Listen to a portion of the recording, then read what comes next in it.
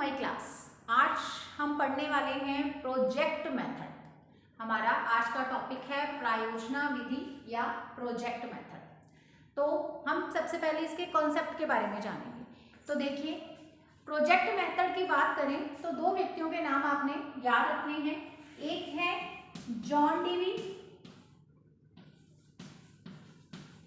और दूसरे हैं प्रोफेसर डब्ल्यू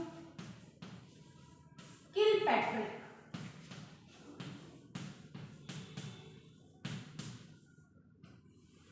ठीक है, ये दो नाम आपने याद रखने हैं, जॉन डीवी और प्रोफेसर डब्ल्यू किलपैट्रिक। अब ये दोनों आपस में किस रिलेशन में हैं, इनका आपस में क्या संबंध है, क्यों मैंने इन दो व्यक्तियों के नाम याद रखने के लिए आपको बोला, तो इनमें गुरु शिष्य का संबंध है।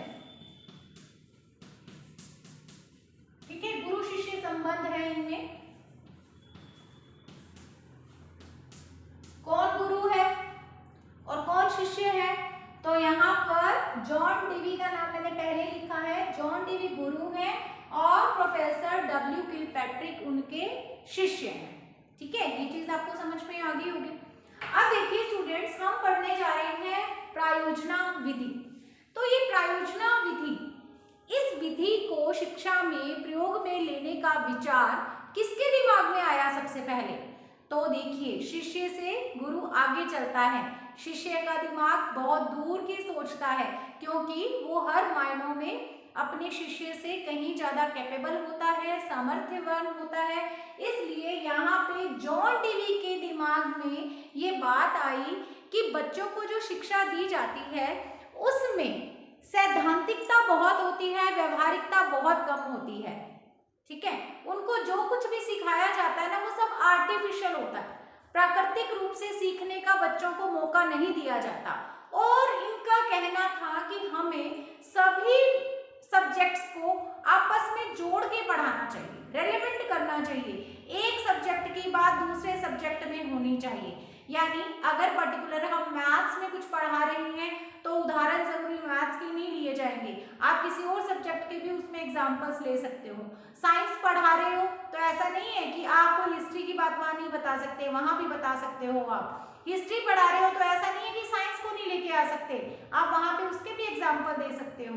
तो वो कहते थे कि आप क्या करें, समन्वय स्थापित करके बच्चों को ज्ञान दें। समन्वय का सिद्धांत क्या होता है आपको अच्छी तरह से पता है, क्योंकि हम विभिन्न सब्जेक्ट्स में किस तरह से सामंजस्य या समन्वय करके पढ़ाया जाना है इसके बारे में अच्छे से बात कर चुके हैं। तो यहाँ पे जॉन डीवी का यही कहना था कि इसके लिए कक्षा में शिक्षण कराने के लिए बच्चों को सैद्धांतिक की बजाय व्यवहारिक ज्ञान देने के लिए कोई ऐसी विधि होनी चाहिए, कोई ऐसा मेथड होना चाहिए जिसे कि हम प्रयोगात्मक विधि कह सके। ठीक है, कोई ऐसा मेथड होना चाहिए। अब ये विचार आया गुरु के मन में, यानी जॉन डीवी के मन में। अब जॉन डीवी ने ये डिस्कस किया अपने शिष्य के साथ कि ऐसी कोई मेथड या ऐसा कोई विधि ऐसी कोई होनी चाहिए जिसमें कि सैद्धांतिकता की बजाय व्यवहारिकता पर बल दिया जाए, बच्चों को जो भी ज्ञान दिया जाए, जो भी सब्जेक्ट पढ़ाए जाए, वो आपस में समन्वय स्थापित करके या आपस में उनका सह संबंध स्थापित करके, कोरिलेशन करके फिर पढ़ाए जाने चाहिए। और बच्चों को क्या किया जाता है, उनका कहना था जॉन डीवी का कि बच्चों को ना सामाजिक जीवन उनका जो होता है वहां पे उनको दूर करके कक्षा में शिक्षण कराया जाता है।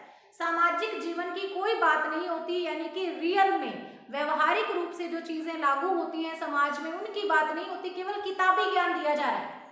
कक्षा शिक्षण को उनके सामाजिक जीवन से, सोशल लाइफ से अलग रखा जा रहा है। तो ये बहुत सारी चीजें आती थी जॉन डीवी के मन में, और जॉन डीवी अपने शिष्य से ये बातें शेयर करते थे, उन्हें बताते थे, और इस पर ये चीजें जो थी इसका प्रभाव शिष्य पे भी आया, किलपैट्रिक पे भी आया।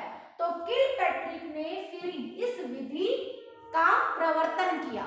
ठीक है, तो ये शिष्य ने, यानी कि ये है प्रवर्तक।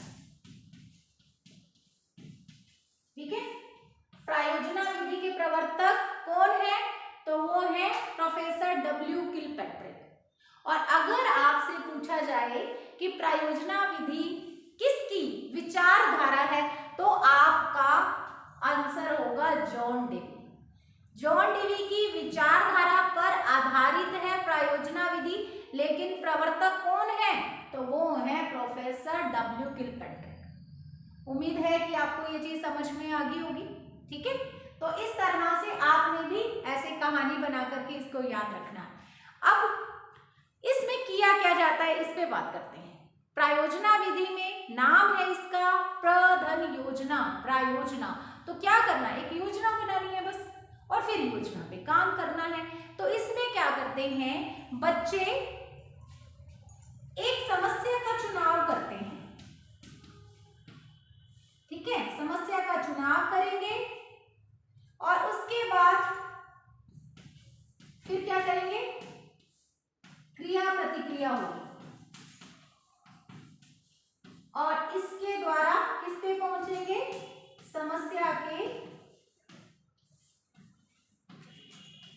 समाधान पर।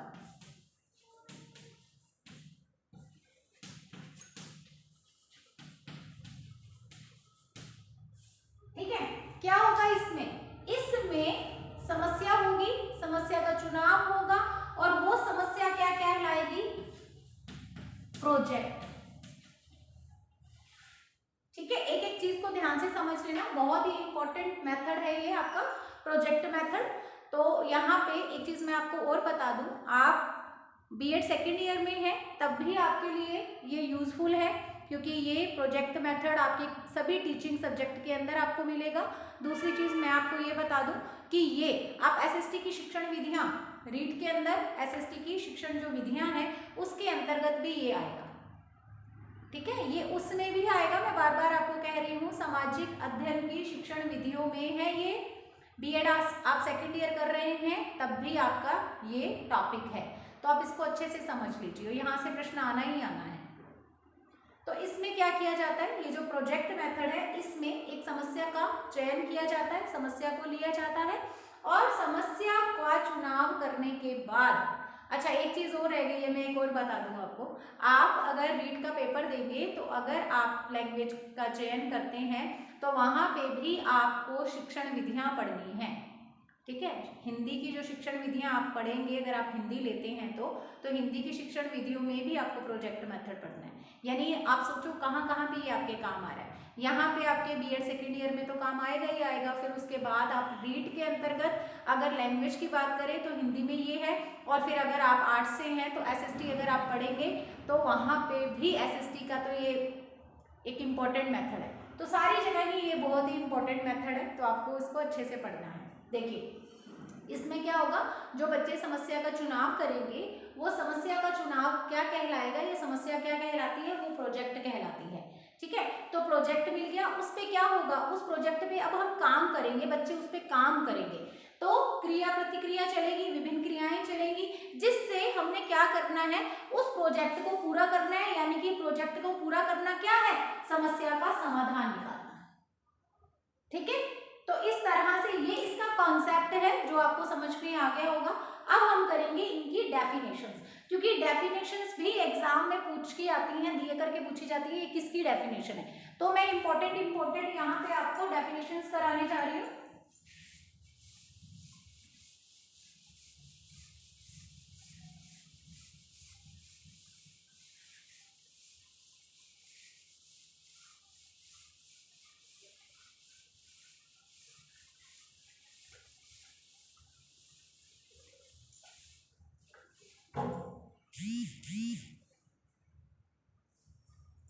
तो सबसे पहले तो हम किलपैट्रिक के द्वारा दी गई परिभाषा ही पढ़ेंगे।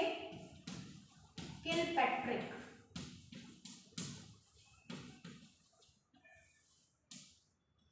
बहुत प्रसिद्ध डेफिनेशन है इनकी, ये फेमस है। प्रोजेक्ट वह उद्देश्यपूर्ण कार्य होता है, प्रोजेक्ट वह उद्देश्यपूर्ण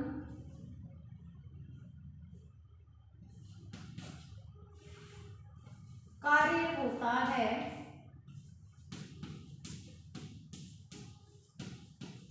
डेफिनेशन को आप चेंज नहीं कर सकते हो, वर्ड टू वर्ड आप ऐसा ही सेम ही लिखेंगे। जो पूर्ण संलग्नता के साथ, जो पूर्ण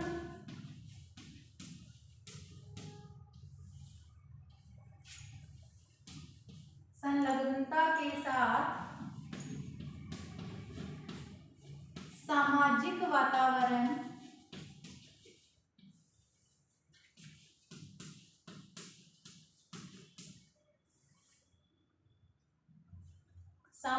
वातावरण में किया जाए।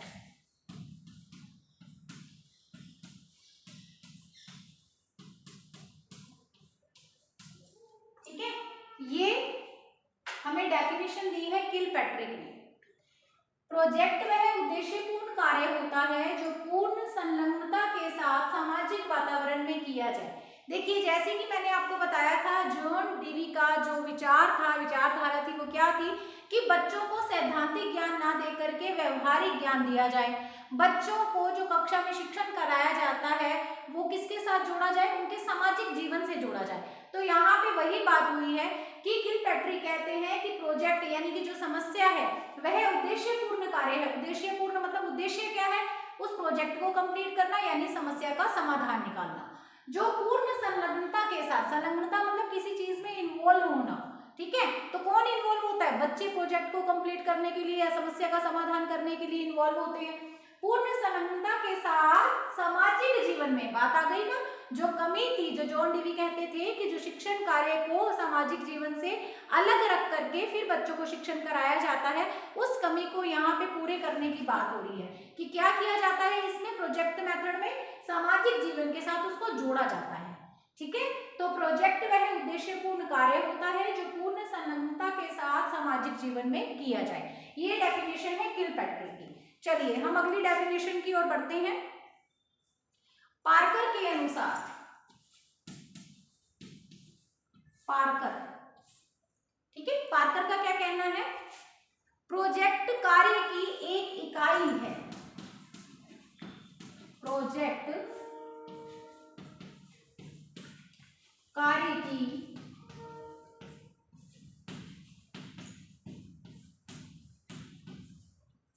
एक इकाई है जिसमें छात्रों को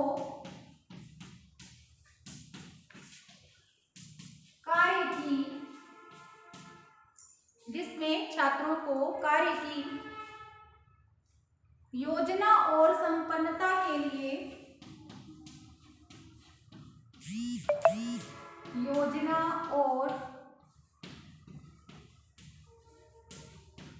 संपन्नता के लिए उत्तरदायी बनाया जाता है।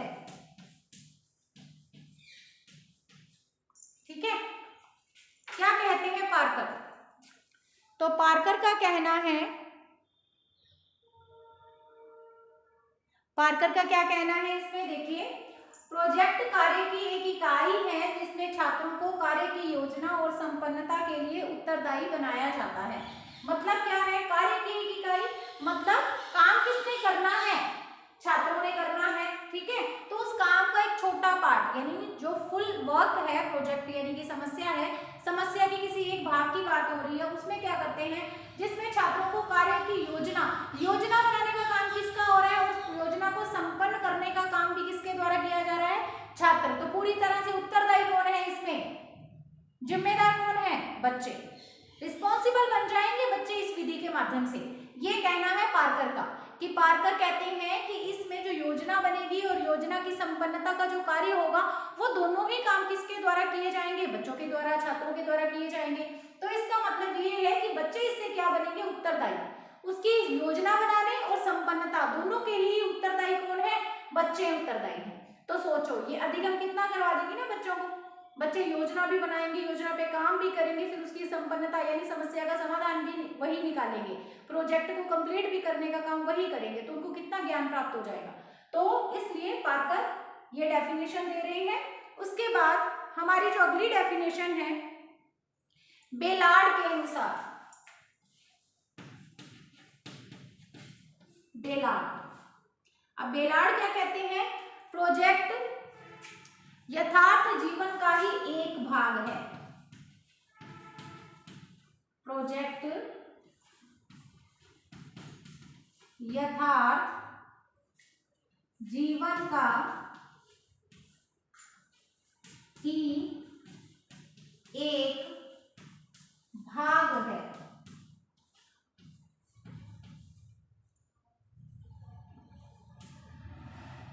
ठीक है, यथार्थ जीवन का ही एक भाग है जो विद्यालय में प्रयोग किया जाता है।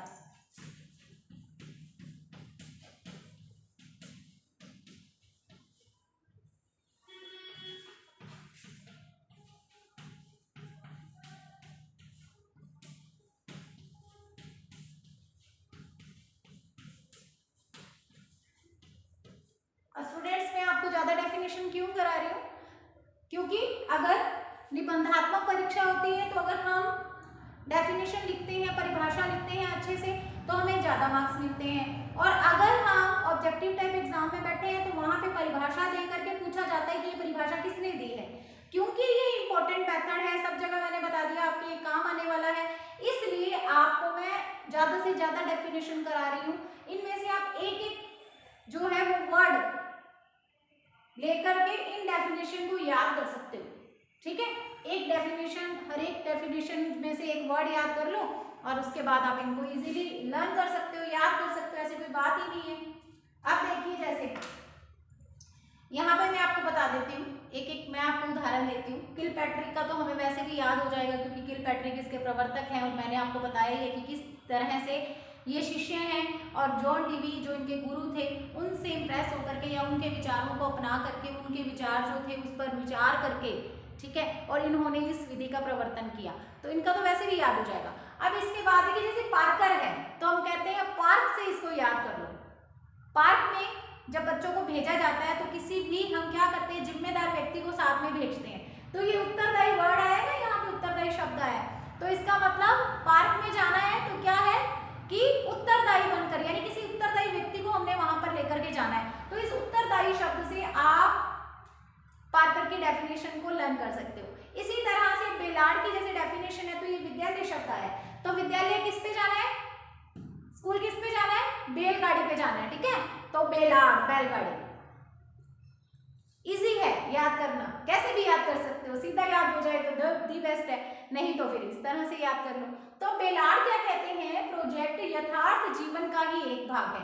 यथार्थ जीवन का एक भाग होने का मतलब क्या हुआ स्टूडेंट्स, इसका मतलब ये हुआ कि इसमें जो समस्या होती है, जो प्रोजेक्ट होता है, वो आपके जीवन से संबंधित होता है। यथार्थ जीवन वही बात सामाजिक जीवन वाली, तो सामाजिक जीवन का ही कोई समस्या ली जाएगी या वहां से ही प्रोजेक्ट लिया जाता है। और इसे क्या किया जाता है, पूर्ण कहाँ किया जाता है, तो विद्यालय में पूर्ण किया जाता है, यानी कि कक्षा में बैठ करके बच्चे ये काम करते हैं। यथार्थ जीवन के एक भाग से संबंधित या यथार्थ जीवन से संबंधित किसी प्रोजेक्ट को या समस्या को बच्चे कहाँ यूज करेंगे या उसका समाधान कहाँ ढूंढेंगे, विद्यालय में ढूंढेंगे। ये है बेलार्ड की परिभाषा। अब इसके बाद एक और है स्टीवेंसन के अनुसार, वो हमने एक और डेफिनेशन देखनी है। स्टीवेंसन,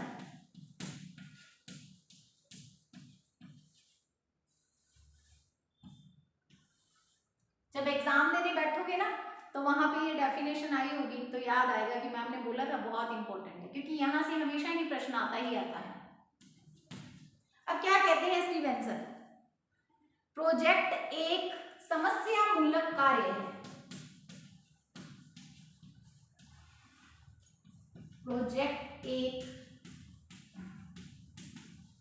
समस्या मूलक कार्य है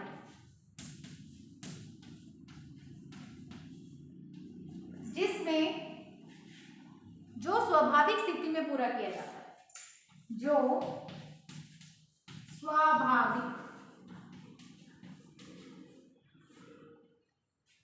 स्थिति में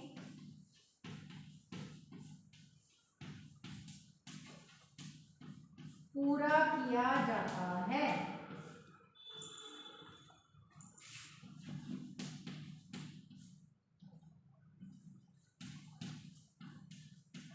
ठीक है, ये है स्टीवेंसन की परिभाषा। प्रोजेक्ट एक समस्या मूलक कार्य है। वही बात मैंने बताया कि प्रोजेक्ट क्या चीज है, एक समस्या है। समस्या कैसी, जो वास्तविक जीवन की समस्या है, यथार्थ जीवन से जो संबंधित समस्या होती है उसकी बात होती है, जो स्वाभाविक स्थिति में पूरा किया जाता है, जिसको एटमॉस्फेयर कैसा दिया जाता है, जब ये काम कराया जाता है, इस मेथड को अप्लाई किया जाता है, तब स्वाभाविक स्थिति यानी बिल्कुल भी वहां पे आर्टिफिशियलिटी नहीं होती है, पूरी नेचुरलिटी के साथ ये काम किया जाता है। ठीक है, इस तरह से ये हो गई है डेफिनेशंस ऑफ प्रोजेक्ट मेथड, प्रायोजना विधि की परिभाषाएं। अभी इसके सिद्धांतों के बारे में हम पढ़ने वाले हैं। तो स्टूडेंट्स, अब आपके सामने है प्रायोजना विधि के सिद्धांत। तो यहां से हम शुरू करेंगे प्रयोजन के सिद्धांत से, एक एक करके सबको पढ़ेंगे। ये सर्कल आपको दिखाई दे रहा होगा, ये है सिद्धांत। ठीक है, देखिए प्रयोजन का सिद्धांत, जो सबसे पहला सिद्धांत है प्रयोजन, मतलब इस विधि का नाम क्या है, प्रायोजना विधि। अब प्रायोजना विधि मतलब एक योजना बनानी है, तो इसका जो उद्देश्य होता है वो पूरी तरह से स्पष्ट होता है। ये इसका सिद्धांत है। जब भी आप किसी समस्या या प्रोजेक्ट का चुनाव करेंगे तो इसका मतलब आपका जो उद्देश्य होगा वो आपको तो पता ही है, आपके स्टूडेंट्स को भी पता होगा। तो इस तरह से प्रयोजन के सिद्धांत को ध्यान में, यानी इसके प्रयोजन को, इसके उद्देश्य को, इसके लक्ष्य को ध्यान में रख करके फिर ही हम समस्या का चुनाव करते हैं।